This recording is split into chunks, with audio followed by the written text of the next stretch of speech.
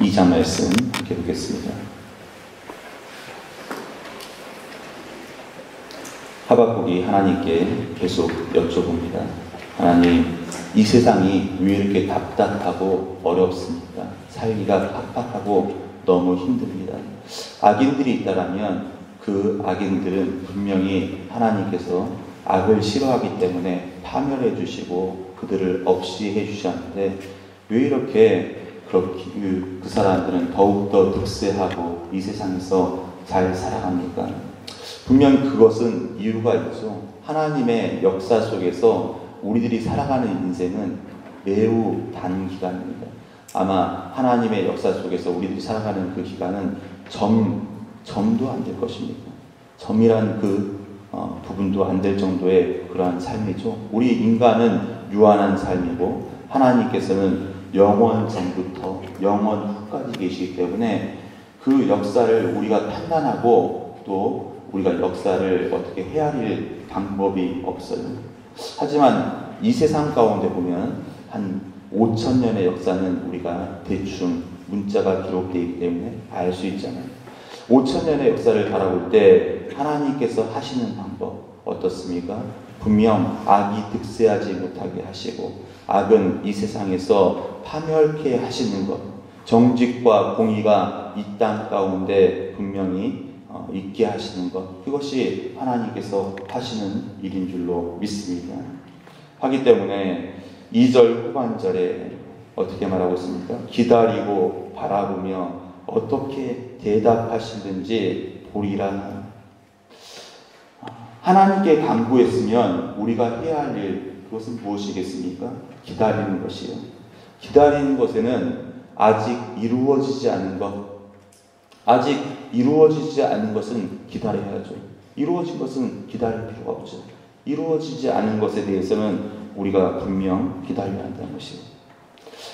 여호와께서 이제 대답하십니다. 2절에 너는 묵시를 기록하면서 판에 명백히 새기되 달려가면서도 읽을 수 있게 하라.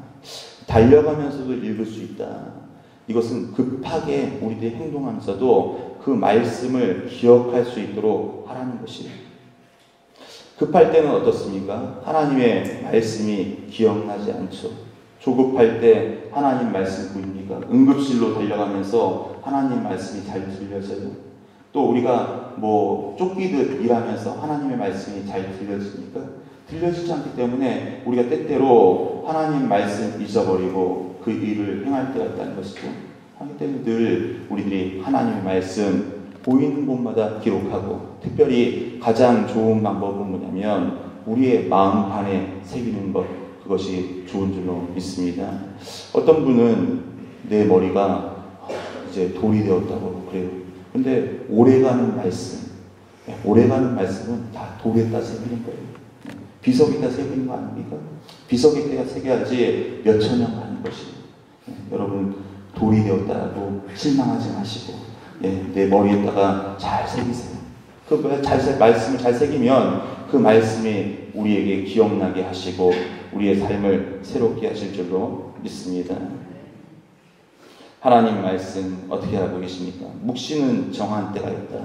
그 종말이 속히 이르겠고 결코 거듭되지 않다. 비록 더딜지라도 기다리라. 지체하지 않고 반드시 응하리라. 이 세상 속에서 보면 5,000년의 역사, 또 10,000년의 역사, 그 역사들을 보면 분명 하나님이 이루고 계시지 않습니까? 악한 그 사람들이 계속 득세했더라면 우리는 어떻게 살아남을 수 있겠어요? 공산주의가 이 세상에 판을 쳤다라면, 독재자들이 판을 쳤다라면 우리들이 어떻게 숨을 쉬고 살 수 있겠습니까? 하지만 하나님께서는 그들을 파멸시키고 오히려 토끼와 같이 채식만 하는 사람들, 약한 사람들, 그 사람들을 이렇게 더 강하게, 능하게 만들어주신 줄 믿습니다. 그것을 믿는 사람들, 그 사람들은 인내할 수 있어요. 인내의 근거, 그 인내의 근거는 사도에 나와있죠. 보라, 그의 마음은 교만하며 그 속에서 정직하지 못하나. 의인은 그의 믿음으로 말미암아 살리라. 믿지 않는 사람들 교만하죠. 또 정직하지 못하죠. 믿는 사람들을 도리어 핍박하죠. 그러나 믿는 사람들, 그 사람들은 어떤 사람들입니까? 장래에 보이지 않는 상급을 바라보는 사람들이에요. 마틴 루터가 이 말씀을 붙들었죠. 그 상황이, 그 당시 상황이 굉장히 암울하고 어려운 시대이지 않습니까? 로마서 1장 17절의 말씀, 이 말씀이 똑같이 나와 있어요. 또 우리가 얼마 전 봤던 히브리서 10장 37절의 말씀, 똑같이 나와 있지 않습니까? 의인은 믿음으로 말미암아 살리라. 그 믿음 어떤 거겠습니까? 그 믿음은 장차 하나님께서 이 세상을 새롭게 해주시고 나의 믿음을 통하여서 하나님께서 놀랍게 역사하실 것, 그것을 바라보는 것이 믿음이다. 그렇다면 믿음 없이 살아가는 사람들 어떻게 살까요? 하나님 없이 살아가는 사람들 어떻게 살아갈까요? 6절 중반절, 화가 있을 것입니다. 9절 후반절, 화가 있을 것입니다. 12절 후반절, 화가 있을 것입니다. 15절 후반절, 화가 있을 것입니다. 19절 중반절, 화가 있을 것입니다. 계속 화가 있을 것이라고 이렇게 이야기하잖아요. 믿음 없이 살아가는 사람들은 화가 있어요. 왜 화가 있냐면, 믿음 없는 사람들은 6절에 보면, 5절 6절에 보면 술을 즐기고 거짓되고 교만하고 욕심을 계속 늘려요. 후반절에 보면 여러 나라를 모으며 여러 백성을 모은다. 혼자 죄 짓는 것으로 끝나지 않고 서로 죄를 짓죠. 죄를 용납하죠.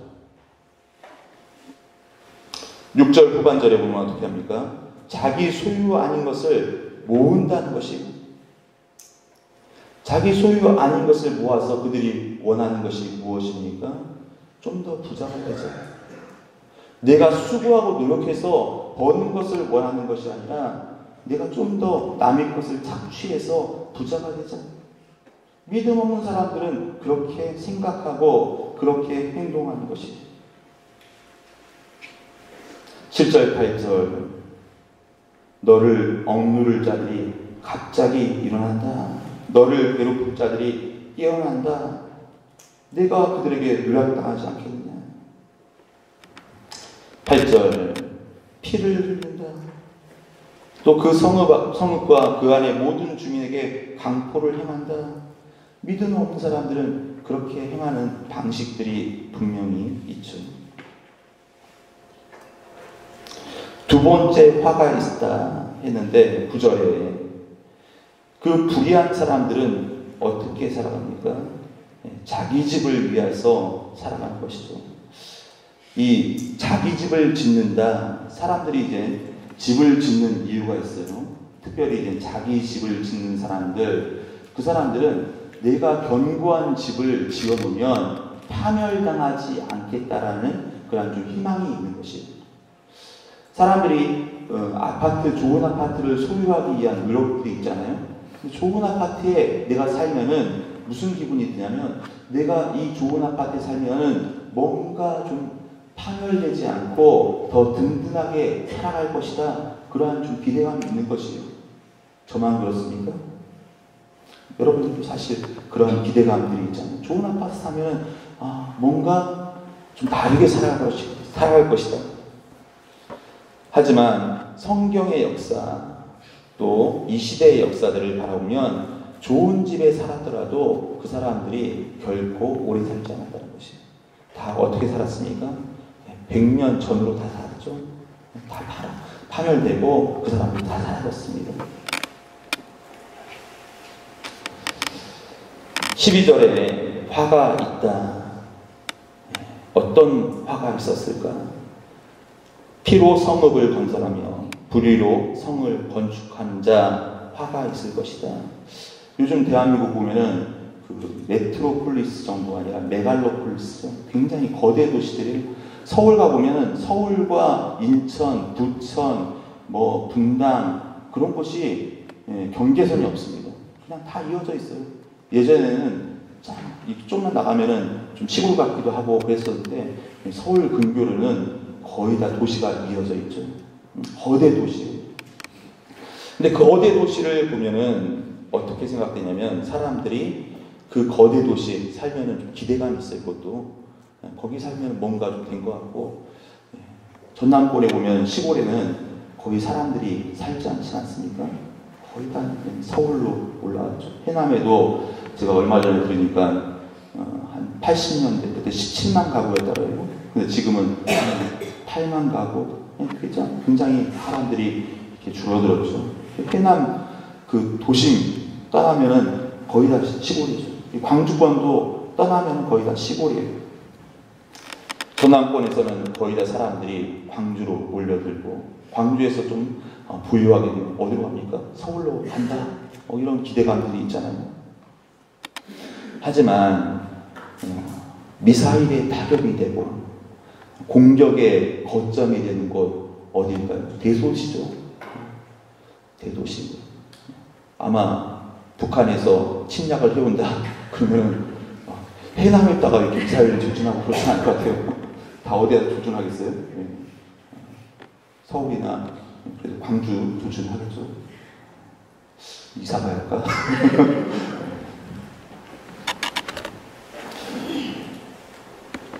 피로 성읍을 건축하고 불의로 성을 건축하는 자들, 화가 있다.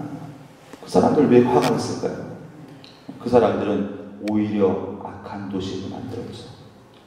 그 성읍들 가보면 아주 중심지에는 활락가가 있는 것이, 또 그곳에 가보면 그 모텔의 문화가 있는 것이, 희한한 문화들이 거기에 있죠. 오히려 그곳이 더 침략당하게 되고 평화가 없는 도시로. 얼마 전에 보니까 이런 이야기가 있더라고요. 6.25 때 전쟁 난주를 모르는 도시가 있었다. 도시가 아니라 그냥 마을이죠. 전쟁 난주를 모르고선 살았다는 것이고, 아마 지리산 뭐 골짜기 같은 곳, 그런 데는 전쟁이 났어요. 이렇게 할 사람들 있죠. 강원도 골짜기 같은데. 어떻게 보면 또 그런 데 사는 것이 오히려 득이 될 수 있다. 역사를 봤을 때 득이 될 수 있는 것이죠. 15절. 이웃에게 술을 마시게 하되 자기 분노를 더하여 그를 취하게 하고 그 하체를 드러내려 하는 자 화가 있다. 이 네 번째 화죠. 이 다섯 가지 화가 나오는데 네 번째 화. 믿음이 없는 사람들은 술 취하고 부도덕하고 세상의 수치를 조장하고 부끄럽게 사는 것이. 여기서도 어떻게 합니까? 15절. 이웃에게 술을 마시게 한다. 죄를 지으면 혼자나 짓지. 서로 짓는 것이요. 혼자 지으면 되는데 같이 술 마시죠. 다른 사람까지 죄를 이렇게 만드는 사람, 또 짓게 하는 사람. 18절. 또 어떤 화가 있겠습니까? 새긴 우상은 그 새겨 만든 자에게 무엇이 유익하겠느냐? 부어 만든 우상은 거짓 스승이라 만드는 자가 이같이 이 말하지 못하는 우상을 의지하니 무엇이 유익하겠느냐? 이 우상을 의지한다. 하나님 의지하기보다 다른 것을 의지한다. 왜 우상을 의지할까요? 또 우상을 사람들이 왜 만들까요? 또 그 마음속에는 내가 만든 것이니까 내 말을 들어주겠지. 특별히 우상을 잘 만든 사람들이 예전에 있었어요. 그러면은 그 사람들은 좀 특별한 생각들이 있었는데 그 마음 가운데 뭐가 있었냐면 내가 만든 우상이니까 내 말을 잘 듣겠지. 여러분들이 그 우상을 생각하는 것 무엇이에요? 자녀들, 내가 만들었으니까 내 말을 잘 듣겠지. 생각하지 않아요? 자녀들이 절대 여러분들 말 잘 듣지 않습니다. 돈 내가 벌었으니까 돈이 내 말을 잘 듣겠지. 돈이 내 말을 잘 들어요? 절대 내 말을 잘 듣지 않아요. 건강, 근육, 내가 만들었으니까 내 말을 잘 듣겠지. 내 말 절대 잘 듣지 않습니다. 믿음 없는 사람들이 이런 생각들을 갖는 것이에요. 그것에 대해서 어떻게 이야기하냐? 화가 있을 것이다. 하지만 의인은 그 믿음으로 말미암아 살리라. 어떠한 믿음입니까? 14절 물이 바다 덮음같이 여호와의 영광을 인정하는 것이다. 하나님 말씀은 이 땅에 충만합니다. 하나님 손을 벗어나서 살 수가 없습니다. 하나님은 온 세상에 충만하십니다.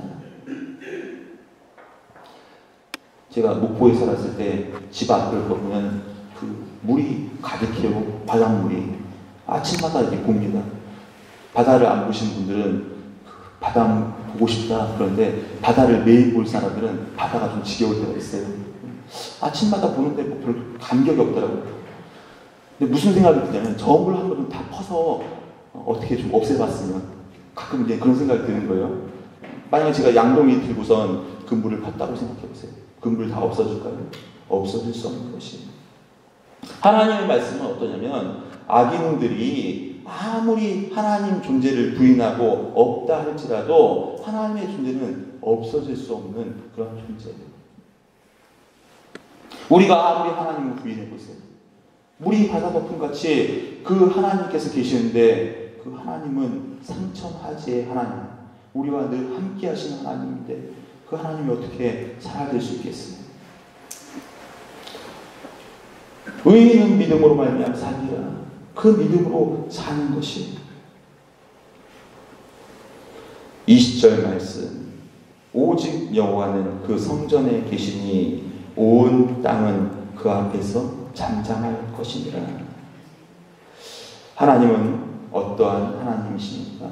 열방을 다스리는 하나님, 우리를 도우시는 하나님, 심판하시는 하나님, 다스리시는 하나님, 고치시는 하나님.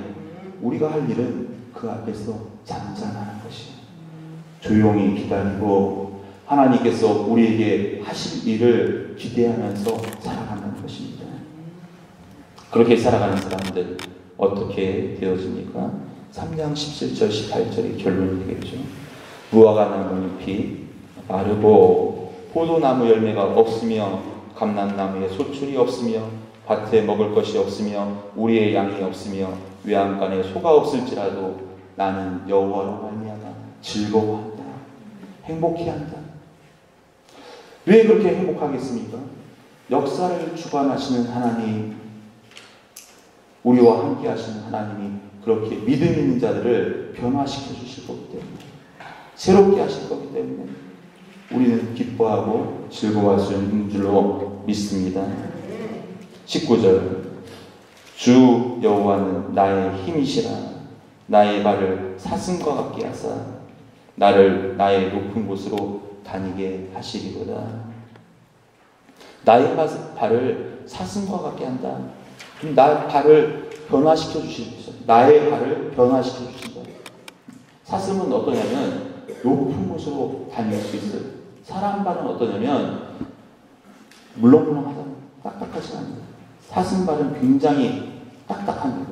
견고하고 염소발, 사냥발 그런 것들은 딱딱하고 굳어 있어요. 사냥이 어느 곳에 다니면 절벽 있잖아요. 절벽에 걸쳐 있어요. 한번 기회가 되시면 사냥 한번 이렇게 서서 보세요.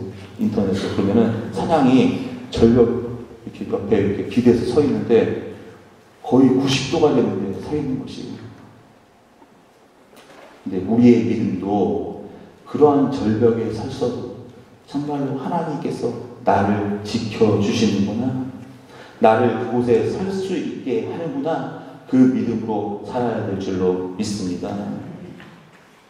기도하겠습니다.